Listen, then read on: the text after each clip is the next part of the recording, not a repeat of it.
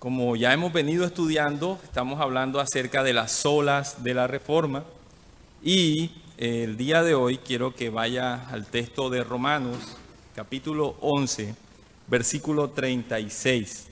Va a ser el texto de la predicación para nosotros hoy. Romanos, capítulo 11, versículo 36. Dice la santa palabra de Dios en Romanos, capítulo 11, versículo 36. Porque de Él, por Él y para Él son todas las cosas. A Él sea la gloria por los siglos. Amén. A veces de pronto nos preguntamos, ¿pero cómo una predicación de un texto, de un versículo? A veces de una palabra pequeña, Dios tiene muchas cosas que decirnos. Las 95 tesis que clavó Martín Lutero allá en la Catedral de Wittenberg crearon una revolución doctrinal que fue permitida por la gracia y la misericordia de Dios. Nos dieron 5 doctrinas o 5 solas. Según los reformadores, estas doctrinas, como la primera encontramos solo Cristo. Decía que la salvación se ha logrado, primero sola Escritura, que la Escritura es la suprema autoridad, que no existen autoridades de papas, ni de concilios, ni de tradiciones. Y podríamos decir también que no existen autoridades de sentimientos humanos por encima de lo que la Escritura dice, ni de personas, ni de ningún otro. La palabra es la única que tiene toda la autoridad en cualquier asunto que corresponda a la vida como creyente. Segundo, los reformadores hablaron acerca de solo Cristo. Decían que la salvación se logra solo por la obra de Jesucristo. Cristo logró nuestra salvación independientemente de lo que cada uno de nosotros pudiera hacer. Esa muerte sacrificial de Cristo satisfació completamente la demanda de Dios Padre y nos dio vida. Tercera, los reformadores hablaron acerca de solo gracia, que insistieron en que nosotros, los pecadores, no podemos hacer absolutamente nada para contribuir a la salvación, que la salvación es solamente por la gracia de Dios. Dios nos salva porque a Él le agradó, no porque hubiera algo en nosotros o porque nosotros pudiéramos hacer algo para salvarnos. Cuarto, los reformadores hablaron de solo fe. Estaban preocupados de cómo Dios salva a los pecadores y afirmaron que los pecadores son justificados o declarados justos delante del Padre solamente por la fe. Y que esa fe no es un mérito del hombre, sino es una obra de Dios. La justificación por la fe se convirtió en la doctrina distintiva de la Reforma protestante. Y quinto, los reformadores nos hablaron de la gracia solo para Dios. Hay un sentido en esta sola que la encadena, todas las demás van dirigidas apuntando a esta sola. El fin principal lo encontramos ahí en esta sola. Y lo encontramos ahí en el texto de Romanos 11:36 que usted y yo acabamos de leer y que voy a volver a leer. Dice, porque de Él y para Él son todas las cosas. A Él sea la gloria por los siglos. Amén. Todas las cosas realmente son de Él, por Él y para Él. Y a Él sea la gloria. Es posible que los reformadores no pensaran en las solas, en las 5 solas como nosotros las conocemos. Pero la magnificencia de Cristo, la gracia, la fe, la misericordia, el amor de Dios, la redención de Dios está inmersamente plasmada en esas solas. Solo gracia, cualquier contribución que el hombre pudiera hacer no sirve absolutamente de nada, porque fue por gracia. fue por una obra divina. Y entonces nos encontramos ante este texto maravilloso. Y este texto de Romanos 11:36 nos muestra cómo Dios debe ser glorificado. Y esto es algo que el pueblo cristiano hoy ha perdido. Y lo vamos a ver a estudiar este texto. Este texto nos da 2 puntos. El primer punto que Pablo utiliza en la primera sección del versículo 36, comienza hablando Pablo acerca de una afirmación teológica. Pablo ha analizado ya de manera magistral el Evangelio, nos ha mostrado cada parte del Evangelio en los primeros 11 capítulos de Romanos. Y como dice John Stott, paso a paso ha mostrado cómo Dios ha revelado su manera de poner a los pecadores en paz consigo mismo. Como Cristo murió por nuestros pecados y resucitó para nuestra justificación, como estamos unidos con Cristo en su muerte y resurrección, como se vive la vida cristiana no bajo la ley, sino en el Espíritu, y como Dios planea incorporar la plenitud de Israel, de los elegidos y los gentiles, a su nueva comunidad. Y entonces nos dice que los horizontes de Pablo son vastos, toma en el tiempo y la eternidad, la historia, la escatología, la justificación, la santificación y la glorificación. Y ahora se detiene sin aliento. Y entonces podemos ver que Pablo grita 2 puntos. El primer punto es que habla de una descripción teológica y el segundo, una descripción doxológica. Y todo esto nos enfoca en Dios. Entonces nosotros, para poder entender este texto, tenemos que hacerle unas preguntas. ¿Dónde vienen todas las cosas? ¿De dónde vienen todas las cosas que subsisten? Pablo responde, de Él. Todas las cosas vienen absolutamente de Él. La ciencia te dice que las cosas vienen de un Big Bang. Y cuando preguntas quién creó el Big Bang, dicen, surgió de la nada. Surgió de la nada. Pero la palabra de Dios nos dice que Dios creó todas las cosas por el poder del Verbo, por su palabra. Él dijo y fue hecho. Dios creó. Y entre lo que Dios se refiere a la nueva creación, Dios también planeó la salvación en la cual Él rescataba a los que estaban perdidos. Lo planeó de una manera magistral. Y lo hizo para su gloria.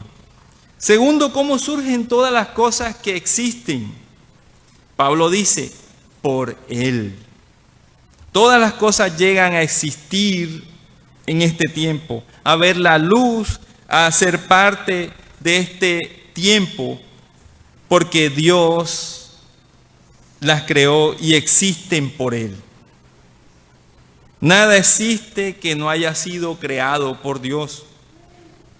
Y tercero, ¿por qué surgen todas las cosas? ¿Por qué se dan todas las cosas?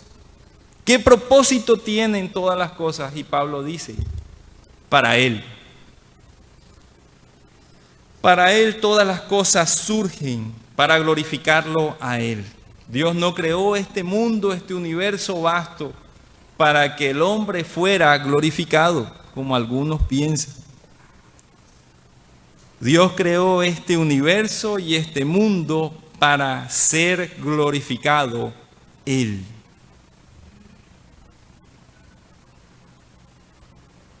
Para promover su honor y su gloria. No es para promover la felicidad. Algunos piensan, no, para promover la felicidad de Dios. No, porque Él era eternamente feliz. No necesitaba añadir gloria a Él. No necesitaba de sus criaturas o de su creación para ser Dios. Dios es eterno y merece todo el honor y la alabanza. Y en lo que se refiere a la nueva creación, nuestra salvación, esa salvación gloriosa, que nosotros celebramos cada vez que comemos el pan, la cena del Señor y tomamos del vino. Cuando nosotros miramos realmente cómo son las cosas, nos damos cuenta que fue para Él. Él la planeó de esa manera. Porque algunos son elegidos para salvación y porque otros son dejados en su condenación. Porque algunos reciben el Evangelio y porque a otros lo rechazan. En el caso de los elegidos de Dios, Dios manifestó y quiso manifestar en ellos su amor, su misericordia y su gracia de una manera magistral. Y en el caso de los reprobados, Dios decidió demostrar su poder y su ira de igual manera. ¿Y sabes por qué lo hizo? Porque Él es Dios. Y porque esto resulta al final para su gloria. No hay otro que fuera glorificado porque unos se salven y otros vayan a la condenación. Solamente Dios es glorificado, porque se cumple su propósito eterno en toda la creación. Entonces podemos concluir en esa posición que nos da Pablo, que el Señor es la fuente suprema de todas las cosas, por cuanto por Él existen. Él es el creador y Él es el agente a través del cual todas las cosas tienen un propósito. Y Él es el fin de todas las cosas porque resultan en su gloria. Redundarán en su gloria. Y entonces Pablo concluye esa primera sección y nos habla en la segunda sección de ese versículo que usted y yo estamos leyendo en la palabra de Dios. Nos habla de que Pablo incluye una asignación doxológica. Y usted se preguntará, ¿y eso qué es? ¿Qué es una doxología? Es una palabra compuesta por dos palabras griegas. Doxa, que significa fama u opinión. Y logos, palabra o conocimiento. Entonces, ¿esto qué es? Esto es una alabanza a Dios. Encontramos que Pablo escribe acerca de Dios en el versículo 36 y dice: a Él sea la gloria por los siglos. Amén. Podemos hacer dos preguntas al texto. La primera pregunta es: ¿quién es glorificado? ¿Quién es glorificado en ese texto? ¿Es Dios quien debe ser glorificado? A veces pensamos mucho en nosotros mismos, ¿sabes? Incluso pensamos mucho, tanto en nosotros mismos, que estando en el servicio estamos pensando en nosotros. No pensamos en Dios. Y decimos de labios para afuera que nosotros estamos en el servicio adorando a Dios, cuando en realidad no es así. Puede que tu mente esté divagando, puede que estés en el metaverso, tu cuerpo está aquí, pero tu mente no está aquí. ¿Realmente nosotros nos gloriamos en Dios?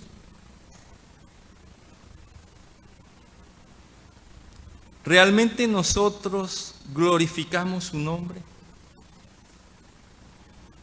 ¿Realmente nosotros sabemos qué es eso?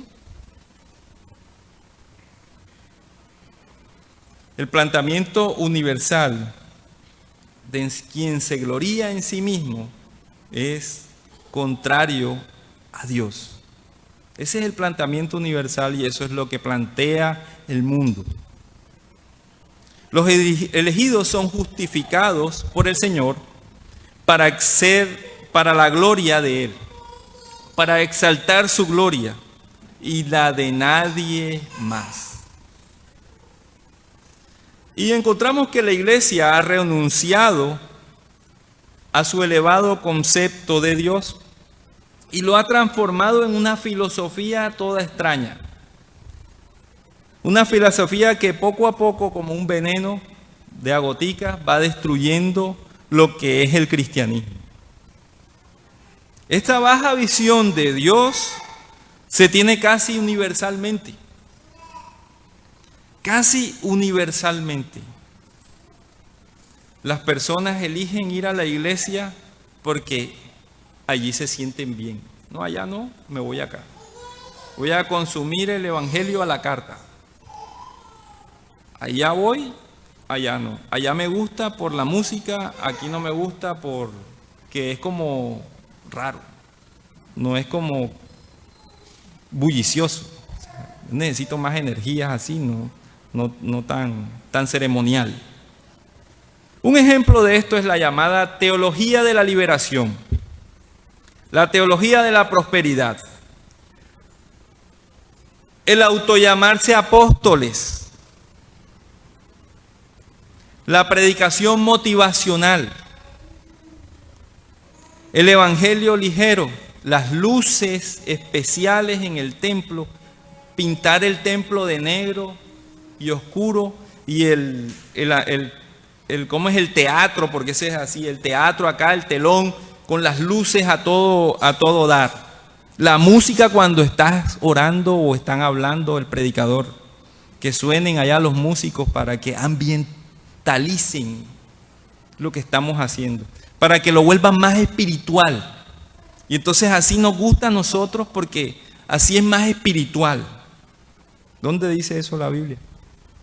Usted encuentra que en la iglesia primitiva, cuando Pablo estaba predicando, había alguien tocando tambores y cuestiones ahí. O allá en el Antiguo Testamento, porque de pronto dice, no, pero es que ya tú vienes con unas cosas que no son.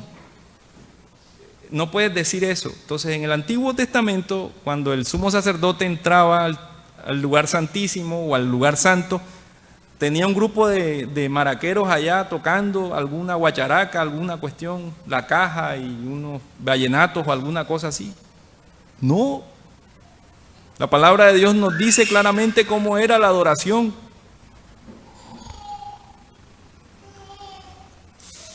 A veces vamos a la iglesia pensando que yo voy a la iglesia y me apuro porque necesito llegar a las alabanzas porque ahí es donde yo me conecto con Dios. Ahí es donde yo tengo esa paz interior con el Señor, ahí en las alabanzas. Y a otros catalogan, así dicen también. En las alabanzas sí, porque son más movidas, hacen una descripción que no existe tampoco. Las alabanzas son más movidas y las adoraciones son más lentas. ¿Dónde dice eso la Escritura? La Escritura no habla de eso. Pero la gente dice, no, es que allí yo me siento bien. Me gusta cómo tocan los músicos de la iglesia. Yo voy allá porque me gusta cómo lo hacen los músicos de la iglesia. La predicación, no, hombre, eso es aburrido. La predicación es aburrida.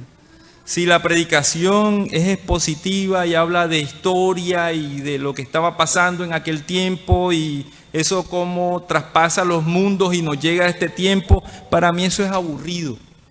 A mí mejor que me hablen de cosas motivacionales, de que yo voy a estar bien, de que voy a ser próspero, de que voy a ir más adelante, que me predique Walter Rizzo o alguno de estos gurú de la nueva ola, David, no sé qué cosa, y otros ahí. Algunos también piensan que no, ¿para qué voy a dar mis ofrendas? ¿Para qué voy a apartar mis ofrendas y llevarlas a la iglesia? Eso no es adoración, ya no necesito de eso.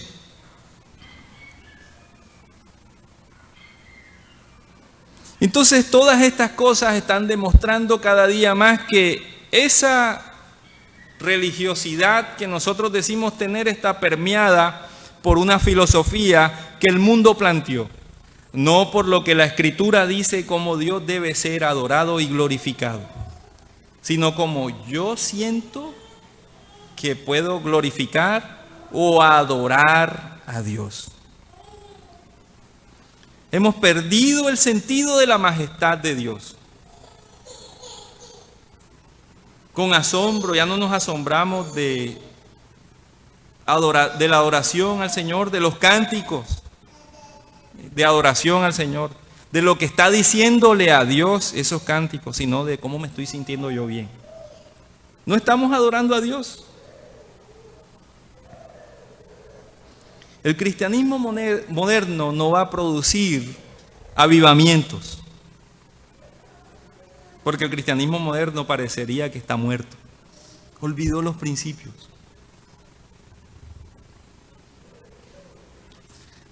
El cristianismo moderno no va a entender el texto que dice: «Estad quietos y sabed que yo soy Dios». No le importa. No significa nada. Para el adorador bullicioso, eso es una cuestión ahí antigua. Mejor es lo nuevo. Esta pérdida del concepto de la majestad de Dios hace que esa religiosidad que nosotros decimos tener sea vana. Sea una sal que es hollada y que hay que tirarla ¿dónde? Afuera, porque no sala. No hace la diferencia. No hace la diferencia. Ni en tu trabajo, ni en tu casa, ni con tus vecinos, ni con el de la tienda, ni con la gente de la calle. Porque tenemos una filosofía mundana y no una religiosidad verdadera.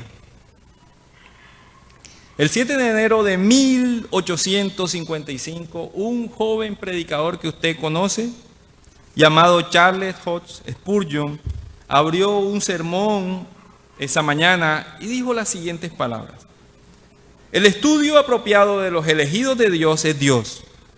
El estudio apropiado de un cristiano es la deidad.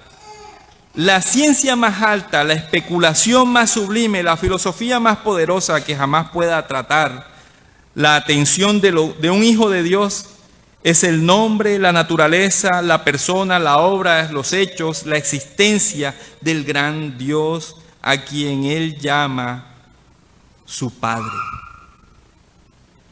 A veces no queremos escuchar eso, no queremos escuchar que se nos hable de Dios, porque estamos ávidos y deseosos de escuchar fábulas, ávidos y deseosos de escuchar telepredicadores, ávidos y deseosos de escuchar motivación, psicología, y no la palabra de Dios. Y en segundo lugar le podemos hacer la pregunta al texto, y es: ¿por qué Dios debe ser glorificado?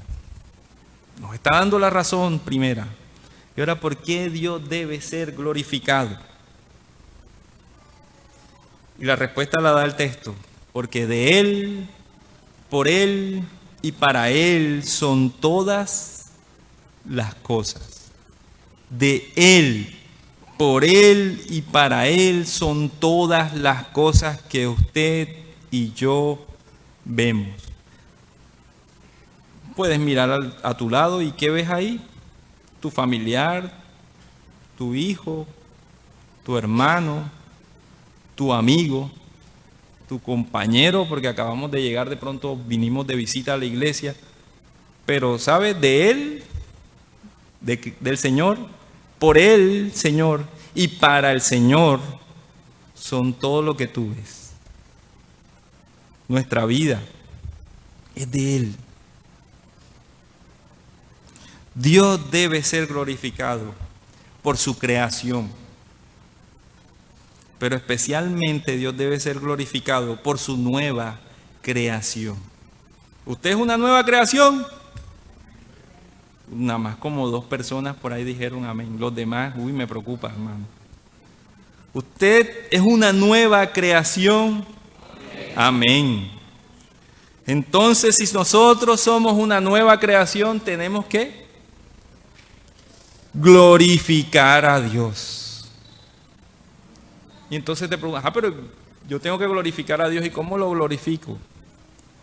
¿Cómo glorificas a Dios en la cocina? Cuando estás preparando una comida, ¿lo haces con agrado? ¿Lo haces con amor? ¿Cómo glorificas tú a Dios cuando estás haciendo tu cama? Te quejas, dices, pero ya vengo yo y me toca hacer esto a mí aquí. ¿Cómo glorificas a Dios cuando estás haciendo oficio en la casa? Barriendo, trapeando, limpiando. ¿Cómo glorificas a Dios en tus relaciones con los demás? ¿Cómo glorificas a Dios teniendo odio en tu corazón porque el otro te hizo algo y tú no fuiste capaz de decirle a la otra persona, hey, sabes que te perdono? ¿Cómo lo glorificas? ¿Cómo tú crees que estás glorificando a Dios cuando estás actuando de esa manera? Cuando estás pensando de esa manera. Y entonces podríamos preguntarnos también, ¿por qué se salva el hombre? No es por nada que el hombre o mujer pudieran haber hecho para ser salvos. No, pero es que yo creí. Por gracia sois salvos por medio de la fe, y eso no es de ustedes, sino es un regalo, un don que Dios te dio, y es la fe. Entonces no es por algo que tú hayas hecho. O sea, la fe no es una obra que tú hiciste, es una obra de Cristo, que por gracia puso en ti, en nosotros, para que nosotros pudiéramos creer en Él. Entonces nosotros, los elegidos de Dios, somos salvos por gracia. Dios predestinó a su pueblo elegido para la salvación desde antes de la fundación del mundo, cuando no había nada. Dice Efesios 1 en adelante, dice que Dios nos bendijo con toda bendición espiritual en los lugares celestiales en Cristo Jesús. O sea, que no había nada, no existía mundo, no existía absolutamente nada. Estábamos en su mente. Él lo había planeado así y nos bendijo con toda bendición en Cristo Jesús. ¿Cómo se salva el hombre? Por la obra redentora de su Hijo Jesucristo, quien se ofreció como sustituto, como propiciación por nuestros pecados. ¿Por qué poder somos llevados a la fe en Jesús? Por el poder del Espíritu Santo que mora hoy en los elegidos de Dios, en nosotros. Y entonces, ¿a dónde vamos? Al cielo.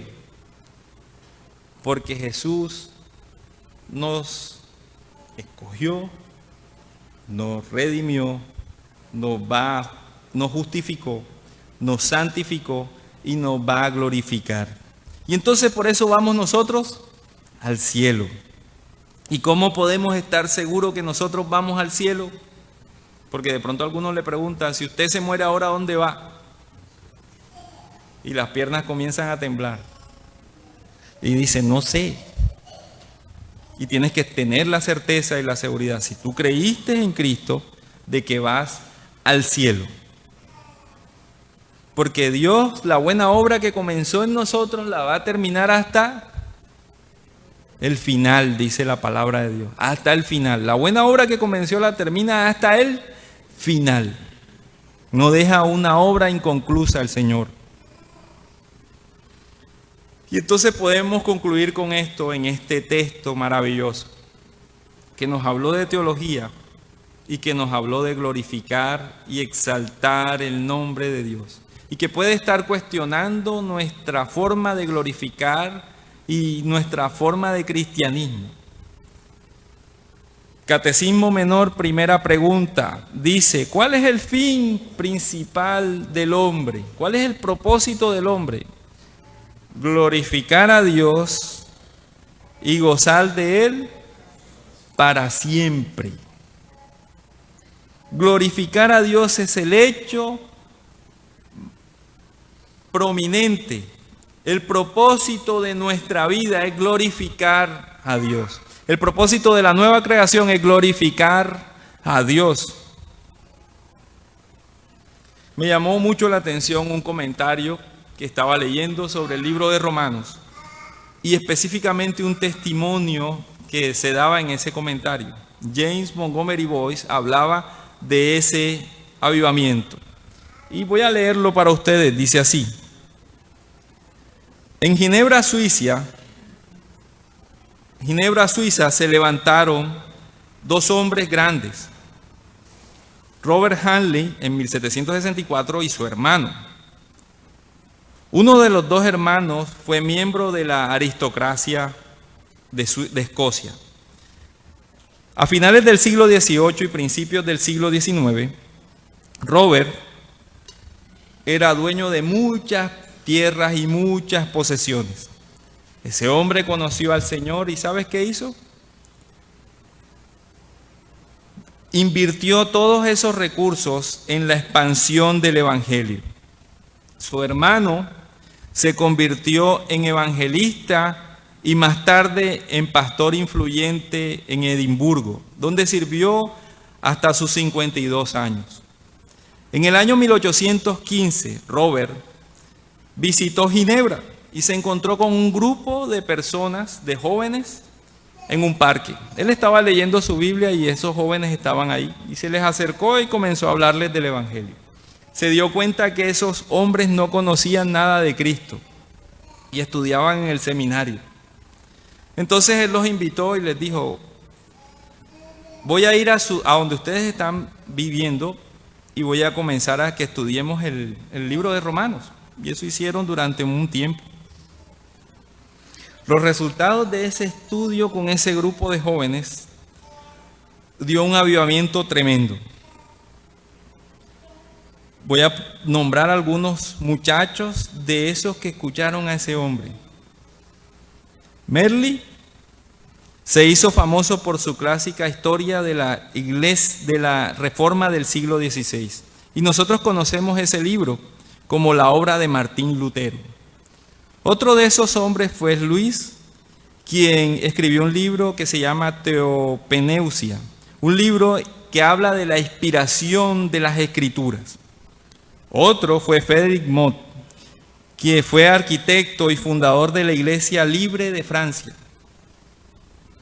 Y así cada uno de estos hombres fue influyente donde el Señor los mandó. ¿Qué fue lo que atrapó a esos hombres que no conocían el Evangelio y que no entendían nada acerca de Dios? Dios sacó a esos hombres de un letal liberalismo que se predicaba y se enseñaba en esa universidad. ¿Qué transformó a esos hombres y los impulsó a llevar el Evangelio más allá? Y la respuesta a este punto neurálgico la encontramos en una carta que Merle de Harley le escribió al capellán de la Iglesia Reformada de Suiza. Miren lo que dice la carta. Nada se puso bajo la consideración de los estudiantes de teología que me atendieron en Ginebra, que pareció contribuir tan eficazmente a derrocar su falso sistema religioso, basado en la filosofía del evangelio del veneno engaño, como la visión sublime de la majestad de Dios presentada en la epístola de Romanos, capítulo 11, versículo 36.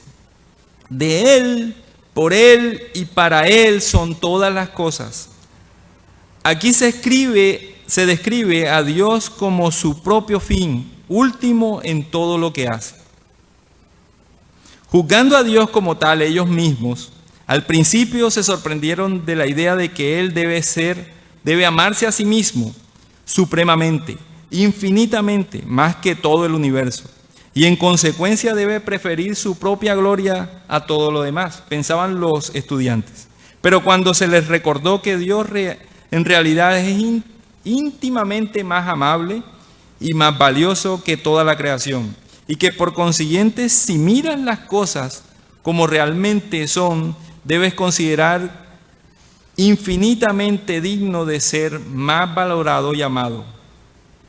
Vieron que esta verdad no admitía discusiones. Su atención se dirigió y se enfocó solamente y únicamente en Dios y en darle a Él toda la gloria.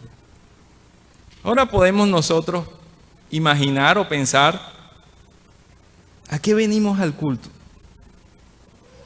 ¿Realmente venimos nosotros a este servicio de adoración a alabar y glorificar el nombre de Dios? ¿O estamos aquí en el metaverso pensando en el almuerzo que vamos a hacer o ¿Cómo vamos a resolver el problema que tenemos allá afuera, que vamos a tratar más adelante? Y estamos aquí en el servicio, pero nuestra mente está divagando allá años luz en otras cosas. Incluso de pronto algunos vienen a la fuerza. Son jóvenes de pronto y había un paseo y les dijeron, tienen que venir a la iglesia, y están pensando en el paseo. Estás pensando en la playa ya. Y no estás pensando en lo que el Señor te está diciendo a ti hoy aquí. Tu cristianismo no es influyente en el círculo donde te mueves. ¿Cuántas personas han conocido de Cristo porque tú les hayas hablado de Cristo en este tiempo, en esta semana? De pronto ninguno. Y uno debe cuestionarse, ¿por qué yo no estoy hablándole de Cristo a la gente? No estoy glorificando a Dios realmente. Entonces me pongo una máscara para venir el domingo al culto y mostrarme como cristiano. Dios te bendiga. Y en la calle y en la casa, como un ogro. Con odio, con rencores. ¿Realmente nosotros estamos glorificando a Dios? El cuestionamiento del texto es: ¿realmente nosotros estamos poniendo toda la mirada en recordar en cada momento de nuestra existencia que de Él, por Él y para Él son todas las cosas que nosotros tenemos, vivimos? Esta vida que nosotros vivimos es de Él, por Él y para Él. Y dice al final Pablo, dándole gloria y honra y exaltación a Dios: a Él sea toda la gloria. Todo lo que nosotros hacemos glorifica a Dios. Todo lo que nosotros decimos glorifica a Dios. Todo lo que usted está pensando glorifica a Dios. Todo lo que usted trata con el otro glorifica a Dios. Debe cuestionarnos profundamente. Este texto debe cuestionar profundamente nuestro cristianismo. Si está basado en el sistema del mundo, si estoy basando mi cristianismo en lo que yo deseo y quiero, o cómo me siento bien o no me siento bien, o estoy basando el cristianismo en lo que Cristo dijo de sí mismo, de lo que Dios mismo dijo en la Escritura, y cómo Él debe de ser glorificado. Debe cuestionar nuestras vidas, hermanos. Yo les dejo con esa inquietud. Le dejo para que medite en su vida con esta inquietud. Si nosotros queremos ser influyentes, queremos hacer la diferencia poderosamente, debemos internarnos en lo que la Escritura dice y ponerlo en práctica. Pero si no, sigamos viviendo como estamos viviendo y no va a pasar nada. Y no glorificamos a Dios.